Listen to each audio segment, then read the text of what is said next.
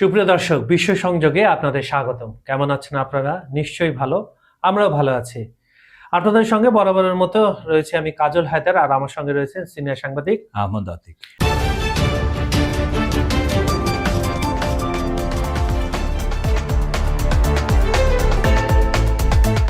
আতিক ভাই, আপনি জানেন যে জেনেভায় একটা বৈঠক হয়েছে ইরান এবং মার্কিন যুক্তরাষ্ট্রের মধ্যে। তো সরাসরি না, এটা ওমানের ইতে হয়েছে, মধ্যস্থতা। এর আগে আমরা দেখেছি মাস্কাটে প্রথম দফার আলোচনাটা হয়েছিল, তারপরে দুই পক্ষের একটি গরমাগর্মি আলাপ, সে এটা মানবে না, সে এটা করবে, চাপাচাপি, ওদিক দিয়ে ইসরায়েলের একটা চাপ, আক্রমণ করে বসবে। সবকিছু মিলে আপনি এই জেনেভার এই বৈঠকটা, যেখানে আপনার ওমানের দূতাবাসে অনুষ্ঠিত হয়েছে, আপনি আলোচনাটাকে কিভাবে দেখছেন? সবাই কিন্তু মন্তব্য করেছেন, আরাগাচিরও কিছু মন্তব্য আছে, কিভাবে দেখছেন? আসলে ইরানের সাথে যে মার্কিন যুক্তরাষ্ট্রের এই বিরোধটা তো অনেক পুরনো, এবং মার্কিন যে প্রেসিডেন্ট ট্রাম্প, সে গত পরশুদিন এক ভাষ্যে বলেছে যে আসলে ইরানের যেদিন ইসলামী বিপ্লব হয়েছে 1979, সেদিন থেকে আমরা ইরানকে আমাদের আক্রমণের নিশানা বানিয়েছি, এবং তার যে ইসলামী বিপ্লব বা ইসলামিক প্রজাতান্ত্রিক ব্যবস্থা, এটাকে উৎখাতের চেষ্টা করতেছে। তো এটা তাদের পুরনো, এটা তাদের মুখ দিয়ে বেরিয়ে গেছে। তারা 47 বছর চেষ্টা করে পারতেছে না। এখন ছোটখাটো যুদ্ধের মাধ্যমে এখন কিন্তু তারা চূড়ান্ত যুদ্ধের দিকে আগাচ্ছে। এবং আপনি জানবেন যে রয়টার্স গত পরশুদিন বলেছে, দুইজন মার্কিন শীর্ষ কর্মকর্তার বরাতে, যে মার্কিন যুক্তরাষ্ট্র আসলে একটি দীর্ঘমেয়াদী যুদ্ধের প্রস্তুতি নিয়েই কাজ করছে। এবং আপনি গতকাল থেকে বিভিন্ন মার্কিন স্থাপনা কিংবা ঘাঁটি থেকে 17টি ট্যাঙ্কার বিমান, তারপরে C-17, তারপরে একটি E-3 সেঞ্চুয়ারি মিডল ইস্ট এবং ইউরোপের দিকে তারা মুভ করেছে। তার মানে এটাকে এক ধরনের বলা যায় পৃথিবীর ইতিহাসে সর্ববৃহৎ সামরিক গ্যাদারিং। এবং ইরানকে ঘিরে এটা মধ্যপ্রাচ্যের এই অঞ্চলে আসছে। এটা অবশ্যই মানব জাতির জন্য, ওই অঞ্চলের দেশগুলো তো বটেই, পুরো মানব জাতির জন্যই একটা হুমকি। এবং একই সাথে জর্ডান কিন্তু গত সপ্তাহে বলে দিয়েছে যে আমাদের ভূমি এবং আকাশসীমা সবকিছু আমরা আমেরিকা এবং ইসরায়েলকে ব্যবহারের অনুমতি দিচ্ছি। তার মানে কি, স্থানীয় শত্রুও এখানে তৈরি হয়ে গেছে।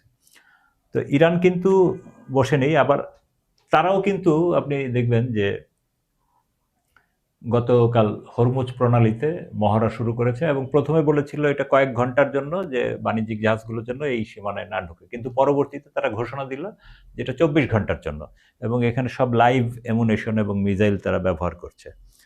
তো এই অবস্থায় তো আসলে শান্তি সুদূর পরাহত। উভয় পক্ষই কূটনীতি এবং সামরিক প্রেশার দুইটাই সমান তালে চালিয়ে যাচ্ছে। এবং আপনি একটা জিনিস জানেন নিশ্চয়ই, যে ইরানিদেরকে বলা হয় পনির খাওয়া জাতি, এবং পনির খাওয়া জাতির কিন্তু মাথা খুব ঠান্ডা, এবং অন্য জাতিদের হইলে এতক্ষণে কিন্তু যুদ্ধ টুদ্ধ লাগা শেষ হয়ে যেত, কিন্তু ইরানিরা কিন্তু খুব চেক অ্যান্ড ব্যালেন্স, ঠান্ডা মাথা এগুলো হ্যান্ডেল করতেছে।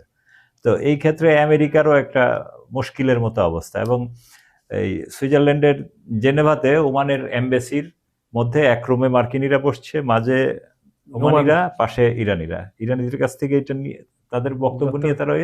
এবং গতকাল রাতে আসলে আব্বাস আরাকচির বক্তব্য তো পাওয়া যায় নাই, কিন্তু যখন ওই আলোচনা ভেঙে গেল তখন কিন্তু স্থানীয় সাংবাদিক এবং সংবাদ মাধ্যম যেটা বলল যে আসলে আলোচনা ব্যর্থ হয়েছে। কিন্তু পরবর্তীতে কারণ হলো ইরানেরও কোনো দাবি তারা মানেনি, এবং তাদের দাবিও ইরানিরা মানেনি। কারণ তাদের দাবি হলো যে ইরানিরা কোন রকম পারমাণবিক গবেষণাই করতে পারবে না। হ্যাঁ, এবং অন্য একই সাথে আছে তাদের যে মধ্যপ্রাচ্যে যে প্রতিরোধ বাহিনী, লেবানন এবং ইয়েমেন, সহায়তা বন্ধ করতে হবে, এদেরকে নিষিদ্ধ করতে হবে, মানে অফ করতে হবে। তারপরে তাদের মিসাইল টেকনোলজি অফ করতে হবে, তারপরে তাদের মহাকাশ কর্মসূচি বন্ধ করতে হবে। তো ইরান বলে যে আমাদের এগুলো তো দীর্ঘ 50 বছরের অর্জন, এই অর্জন তো আমরা কারো কথায় ফেলে। ইরান শুধুমাত্র ওই পারমাণবিক বিষয়ে যে সমৃদ্ধকরণটা সীমিত করার বিষয়ে তারা কোনো ত্যাগ করবে না, বলছে আমরা সীমিত, অ্যারাউন্ড 20% হয়তো নামে আনবে, এইটা তারা শর্ত সাপেক্ষে মানতে রাজি। এবং সেই শর্তটা কি, ইরানের উপর থেকে মার্কিন যুক্তরাষ্ট্রের যত রকম অবরোধ আছে, আন্তর্জাতিক যত অবরোধ, এই সবগুলো প্রত্যাহার করতে করতে হবে। করতে হবে। তো মার্কিনীরা কখনো এই দিকে আলোচনায় আগায় না, তারা খালি বলে যে তোমাদেরটা করো, আমরা কিছু করবো না। আচ্ছা, আপনার কাছে আমি একটা জানতে চাই, বিভিন্ন গণমাধ্যমে, বিদেশি গণমাধ্যমে আসছে যে ইরান বলে এই প্রস্তাবও দিয়েছে বা দিবে যে নিষেধাজ্ঞা উঠানোর পরে মার্কিনেরাও ব্যবসা করতে পারবে ইরানে। তাহলে এইটা কতটুকু সত্যতা আছে? আমি পশ্চিমা মিডিয়া রেগুলার মানে গত 2-3 দিন এটা দেখতে দেখতে আমার আসলে মার্কিনীদের এখনো কিন্তু তারা ইরানে বিজনেস করে থার্ড সেক্টর হয়ে, সুইজারল্যান্ড হয়ে কিংবা টার্কি হয়ে। আর কি হয়, হ্যাঁ, তো মার্কিনীদের সরাসরি ব্যবসায় তো ইরানিরা কখনো বাধা দেয়নি।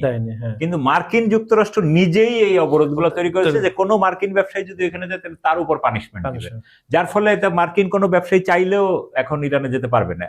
তো এখন আলোচনায় যদি আপনি আমার সাথে বন্ধুত্ব সম্পর্ক স্থাপন করেন, অবরোধ তৈরি উঠিয়ে নেন, তখন তো স্বাভাবিকভাবে একটা পথ তৈরি হবে, সবার মতো আমেরিকা ওখানে ইনভেস্ট করতে পারবে।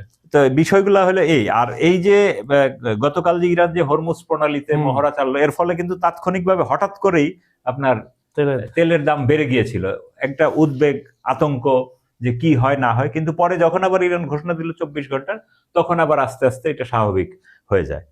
তো এই যে আপনি জানেন যে হরমুজটা হলো একটা জ্বালানি করিডোর, কিন্তু সারা ওয়ার্ল্ডের মোটামুটি 20% আর ক্রুড অয়েলের 31% এই এলাকা দিয়ে পরিবহন হয়। এবং এইটাতে কোনো কিছু ঘটার সাথে সাথে কিন্তু সারা পৃথিবীর সব দেশেরই তেলের দাম বাড়বে, মানুষের জীবনধারায় তাৎক্ষণিক প্রভাব বৃদ্ধি পাবে, স্টক এক্সচেঞ্জে প্রভাব পড়বে, শেয়ার মার্কেট গুলো তো এটা ওয়েটই করে যে কখন এগুলো ঘটতে হয়। আপনি বাংলাদেশের নির্বাচনকে কেন্দ্র, প্রধানমন্ত্রী শপথকে কেন্দ্র করে আমাদের শেয়ার মার্কেটই ওঠানামা করে। আর মার্কিন শেয়ার বাজারে কিছু হওয়ার সাথে সাথে সারা পৃথিবীর সমস্ত শেয়ার বাজারে এটার এফেক্ট করে। তো এখন এটা আমরা দেখতে পাচ্ছি যে ইরান এবং মার্কিন যুক্তরাষ্ট্র দুইজনই আপনার কূটনীতি এবং সামরিক নীতি দুইটাতেই সমান তালে এগিয়ে চলে। খামেনির একটা বক্তব্যের কথা আপনার মনে আছে, কিছুদিন আগে সে বলেছিল যে ইরানের উপরে হামলা হলে মধ্যপ্রাচ্যে আগুন জ্বলবে, তার মানে তার যে অ্যাক্টিভ যে প্রক্সি যোদ্ধারা আছে তারা অ্যাক্টিভ হবে। এইটারই পরিপ্রেক্ষিতে মার্কিন যুক্তরাষ্ট্র এখন দেখা যাচ্ছে চীনের স্যাটেলাইটে যেটা ধরা পড়ছে, তারা জর্ডান, কুয়েত, ইরাক বিভিন্ন বেসে আপনার থার্ড যে ক্ষেপণাস্ত্র, আকাশ প্রতিরক্ষা ব্যবস্থা, পেট্রিয়ট, এগুলো স্থাপন, মোবিলাইজ করতেছে। তার মানে তারা এটাকে সিরিয়াসলি নিচ্ছে।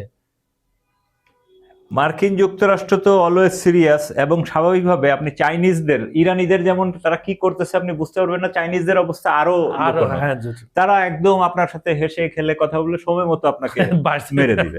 তো এইটা আসলে এই আপনি এই যে ইরানের যে রাহবার আয়াতুল্লাহ খামেনির কথা বললেন, তো পুরনো, গত পরশুদিন উনি আজারবাইজানে গিয়েছিলেন, ইরানের যে আজারবাইজান গিয়েছেন বা ওদের একটা প্রতিনিধি, তাদের সাথে সাক্ষাতে উনি কিন্তু আবার বলেছেন যে মার্কিনীরা নিজেদেরকে পৃথিবীর সবচেয়ে সেরা সামরিক জাতি এবং শক্তি দাবি করে, কিন্তু বাস্তবতা হলো যে মার্কিনীদের আমরা এমন চপেটাঘাত দিব যে তারা আর উঠেই দাঁড়াতে পারবে না। এবং তারা বলছে যে তাদের বিমানবাহী রণতরী পৃথিবীর সেরা, কিন্তু ওইটাকে ডুবিয়ে দেওয়ার মতো আমাদের ক্যাপাবিলিটি আছে। রাইট। আর আপনার হরমুজ নিয়ে তো রয়েছে, আপনার সাথে একটু আসবো, সেটা যেটা আমি জানতে চাই যে এখানে আমরা বিভিন্ন গণমাধ্যমে দেখছি এবং বিভিন্ন কন্টেন্টে দেখছি যে ইরানিদের সাথে চীন এবং রাশিয়া বিভিন্নভাবে সহযোগিতা আশ্বাস দিচ্ছে বা সামরিক এক্সারসাইজ যেটা বলে মহড়ায় অংশ নিচ্ছে, এই ধরনের অনেক কিছু হচ্ছে। আমি জানতে চাইবো যে এটা কি শেষ পর্যন্ত ইরানের সাথে থাকবে কিনা? আমি একটু দর্শকদের কমেন্ট নিয়ে আসি এর আগে। সুপ্রিয় দর্শক, আপনারা আগে আপনাদের কাছে ক্ষমা চেয়ে নিচ্ছি, আপনারা বারবার একটা অভিযোগ করেন যে আপনাদের সব কমেন্ট আমরা কেন পড়ি না, কারণ আমাদের বলে দেওয়া হয় যে একটা নির্দিষ্ট সময়ের মধ্যে অনুষ্ঠানটা শেষ করতে হবে, তাই আমরা পারি না। আমরা চেষ্টা করতেছি কমেন্ট আরো বাড়ানোর জন্য। তা আজকের অনুষ্ঠানে প্রথম কমেন্ট যিনি করেছেন এমডি নূর আলম, উনি লিখছেন আপনাদের আলোচনা আমাদের ভালো লাগে। তো ধন্যবাদ, শুধু ভালো লাগলে হবে না, আমাদের অনুষ্ঠানটা আপনারা শেয়ার করবেন এবং সম্পূর্ণ ভিডিওটা দেখবেন এবং আরো বেশি বেশি কমেন্ট করবেন। এরপরে দিদারুল ইসলাম, উনি আমাদের অনেক পুরনো দর্শক, প্রথম থেকে রয়েছেন। উনি লিখছেন যুদ্ধ বিশ্লেষণ ও ইরান আমেরিকা কৌশল নিয়ে খুব চমৎকার আপনারা বিশ্লেষণ করেছেন, ধন্যবাদ আপনাকে। আর আপনি যদি বা আপনারা দর্শক আপনাদের উদ্দেশ্যে বলতে চাই আরো বিষয়ে, যুদ্ধ ছাড়া অন্যান্য বিষয়ে যদি কিছু জানতে চান আমাদের অবশ্যই কমেন্টে জানাবেন। মাহমুদা জেরিন নামে আমাদের এক দর্শক লিখছেন, ভাই ইউক্রেন রাশিয়ার কি খবর? ইউক্রেন রাশিয়ার খবর আমরা কালকে বলবো আপনাদের, কেন ওনাদেরও একটা আলাপ আলোচনা হবে সেটা নিয়ে। এবং সর্বশেষ জেলেনস্কি কি বললো, পুতিন কি স্টেটমেন্ট দিল বা কি ইনিশিয়েটিভ নিল, এগুলো নিয়ে আমরা কালকে আপনাদের সাথে আলোচনা করব। তাহমির উদ্দিন, উনি বলছেন ভারতের জলপাইগুড়ি থেকে দেখছেন, ধন্যবাদ আপনাকে, কারণ ওখানে প্রচুর বাংলা ভাষাভাষী রয়েছে, আপনি আমাদের ভিডিওগুলো সেখানে ছড়িয়ে দেবেন। যে আপনার ব্রেকে যাওয়ার আগে আপনার কাছে যেটা জানতে চাচ্ছিলাম, রুশ। হ্যাঁ রুশ, আচ্ছা। রুশ এবং চীন। আসলে চীনের সাথে তো ইরানের সম্পর্কটা ঠিক ইরানের ইসলামী বিপ্লবের পরপর যখন ইরাকের সাথে ইরানের যুদ্ধ তৈরি হয় তখন কিন্তু রাশিয়ার সাথে সম্পর্কটা ভালো ছিল না। রাশিয়া ইরানের সাথে তখন সীমান্তে, ইরানের তখন সীমান্ত অরক্ষিত ছিল, তো কাটা তার প্রয়োজন ছিল, রাশিয়ার সাথে চুক্তি করেছিল, কিন্তু রাশিয়া সেই চুক্তি মান্য করেনি, মেনে চলেনি। কিন্তু তারপর দীর্ঘ সময় গেছে, প্রায় 40 বছর, এর মধ্যে কিন্তু ইরানিরা তাদের সাথে যে সম্পর্কটাকে একটা ভিন্ন মাত্রায় নিয়ে গেছে ধীরে ধীরে ধীরে ধীরে বোঝাপড়ার মধ্য দিয়ে। এই জন্য আপনি খেয়াল করবেন যে ইরানের যে মহাকাশ কর্মসূচিতে কিন্তু রুশ সহায়তা খুব ভালো এখন, এবং রাশিয়ার সাথে ইউক্রেনের যুদ্ধ ইরান কিন্তু রাশিয়াকে আপনার ওই ড্রোন, নানান ধরনের ড্রোন এবং ড্রোন, বিশেষ নানান ধরনের গোপনে আরো অস্ত্র টস্ত্র দিয়ে সহায়তা করেছে। তার মানে তাদের বন্ধুত্বটা এখন পরীক্ষিত। এবং ইরানিরাদের যে জেনারেল মারা গেলেন, জেনারেল কাশেম সুলেমানি, তো কাশেম সুলেমানি কিন্তু মূলত পুতিনের সাথে যে সম্পর্কটা বৃদ্ধি করান। আর চীনের সাথেও তাদের সম্পর্কটা সময়ের পরীক্ষায় উত্তীর্ণ, কারণ চীন কখনো তাদের সাথে গাদ্দারি করেনি। হ্যাঁ, তো এখন একটা বলা হচ্ছে যে রুশ, চীন, ইরান একটা ত্রিপক্ষীয় বলয় তৈরি হয়েছে, এবং সেই এলাকায় মাঝখানে আছে আফগানিস্তান।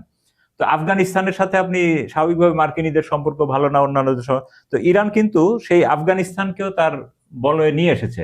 অলরেডি আফগান যে সরকারের যারা আছে তারা কিন্তু গত সপ্তাহে বলেছে যে আমরা ইরানের সাথে আছি, এবং ইরানও বলেছে যে আমরা আফগানিস্তানের বর্তমান সরকারকে স্বীকৃতি দিতে যাচ্ছি। তার মানে ইরান, রাশিয়া, চীন এবং মাঝখানে আফগানিস্তান পড়ছে, তার মানে মাঝখানে ইরান আর কোনো ঝামেলা রাখলো না, ক্লিয়ার করে নিল। এবং এর মধ্যে আপনি খেয়াল করবেন ভারতের সাথে কিন্তু এই যে ইরানের টানাপোড়েন শুরু হয়েছে ট্রাম্প প্রশাসনের কারণে। তো সেই ক্ষেত্রেও ইরানিরা এটাকে, যেহেতু ভারত একদিকে সরে যাচ্ছে, একটু সাইড লাইনে ইরানিরাও চলে যাচ্ছে। এবং আপনি দেখবেন পাকিস্তানের সাথে, পাকিস্তানের মন্ত্রী সেদিন বললো যে মার্কিনীরা আমাদেরকে টিস্যু পেপারের মতো ইউজ করে ফেলে দিয়েছে। তো এইটাও ইরানিরা একটা সুযোগ হিসেবে কাজে লাগছে। তার মানে ইরান কিন্তু তার বলয় চারদিকে তৈরি করে ফেলছে। আপনি তার মানে আপনি বলেন যে তারা কূটনীতিক যে কৌশলগুলো খুব সুন্দরভাবে তারা এগুলো প্রয়োগ করছে এবং এগুচ্ছে, এবং নিজেদের, আপনি তো একসাথে সবার সাথে যুদ্ধ করে পারবেন না, চারদিকে শত্রু তৈরি করা যাবে না। এই জন্য ইরান কিন্তু তার চারদিকে বন্ধুত্বের আবহ তৈরি করছে। এবং মধ্যপ্রাচ্যের দেশগুলোকে বলেছে তোমরা যদি মার্কিনীদের সহায়তা না করো, তোমাদের আকাশ যদি ব্যবহার করতে না দাও, তোমাদের প্রতি আমাদের বন্ধুত্বের বার্তা রইল। তো এইটাও মধ্যপ্রাচ্যের জন্য একটা সুসংবাদ যে ইরান আসলে যুদ্ধ এড়াতেই চাচ্ছে, কিন্তু মার্কিন যুক্তরাষ্ট্র এবং ইউরোপিয়ানদের সমস্ত কার্যক্রম কিন্তু যুদ্ধকে এগিয়ে আনছে। কারণ তারা গতকালও তাদের সমস্ত আরো যুদ্ধের বহর, মানে F-22 যেই বিমানটা মার্কিন যুক্তরাষ্ট্র অন্য কারোর সাথে শেয়ার করেনি, হ্যাঁ, এটাকে একটু গোপন রেখেছে, তো সেই বিমানটাও গতকাল কিন্তু 12 পিস নিয়ে এসেছে। তার মানে হলো যে তারা যুদ্ধের সম্পূর্ণ রকম, মানে কোনো কিছু বাদ দিচ্ছে না, কোনো ফাঁক ফোকর রাখছে না, কারণ তো তারা তো বুঝে গেছে যে ইরানের সাথে সহজ হবে না। তো এই সবকিছু মিলিয়েই মনে হচ্ছে যে এই রমজানের যে সময়টা, ইউরোপীয় অমুসলিমরা যেটা মনে করে যে মুসলমানরা রমজানের সময় রোজা টোজা রাখে, সারাদিন না খেয়ে থাকে, দুর্বল অবস্থায় থাকে, ইবাদত টিবাদতের মধ্যে, এটা একটা দুর্বল সময়। এই সময় আক্রমণ করাটা তাদের জন্য ভালো, এবং আমার ধারণা রমজানের মধ্যেই তারা এই অঘটনটা ঘটাতে পারে। সুপ্রিয় দর্শক, একদিকে আলোচনা, একদিকে রণাঙ্গনের প্রস্তুতি। মার্কিন যুক্তরাষ্ট্র আসলে কি চাচ্ছে না চাচ্ছে, বিশেষ করে ট্রাম্প কি চায় বা না চায়, ট্রাম্পকে প্রেডিক্ট করা খুব কঠিন, বিশেষ করে তার দ্বিতীয় মেয়াদে এসে উনি যে ধরনের লম্পজম্প শুরু করেছেন, আজ ভেনেজুয়েলা, ইরান, তারপর ইউক্রেন, সবকিছু মিলে ইরানের যে সারাউন্ডিংটা আছে এখানে একটা যুদ্ধ ভাব। কিন্তু ইরান প্রথমে বললেন পনির খাওয়া যায়, এদের মাথা খুব ঠান্ডা, এরা খুব ক্যালকুলেট করে সামনের দিনগুলো হিসাব করে। তো যুদ্ধ হবে কি হবে না, বা শান্তি, এই আলোচনার মাধ্যমে শান্তিটা আসবে কি আসবে না, আপনারা আমাদের একটু কমেন্টে জানান তো, আপনাদের কি মতামত আমরা একটু শুনতে চাই। আর বিশ্ব সংযোগের এই অনুষ্ঠানটা আপনার পৃথিবীর কোন প্রান্ত হতে দেখছেন অবশ্যই কমেন্টে জানাবেন। আমাদের ভিডিওগুলো সম্পূর্ণ দেখে লাইক, কমেন্ট ও শেয়ার করবেন। এবং আরেকটি কথা, সঠিক তথ্য যাচাই করবেন। আমরা যে বলছি আমাদেরটা আপনারা ক্রস চেক করবেন, কারণ আমরা একটা অনুষ্ঠান শুরু করার আগে 3-4 ঘন্টা স্টাডি করে নিই এবং দেখি, এবং সর্বশেষ আপডেটটা আপনাদের শোনানোর বা দেখানোর, যেটাই বলেন, চেষ্টা করি। এখানেও আমাদের ভুলভ্রান্তি থাকতে পারে, সেগুলো আপনারা আমাদেরকে দেখিয়ে দিবেন, ধরিয়ে দিবেন, কারণ আপনাদের জন্যই আমাদের এই অনুষ্ঠানটা। আজ এখানে বিদায় নিচ্ছি, আগামীকাল আবার দেখা হবে আপনাদের সঙ্গে।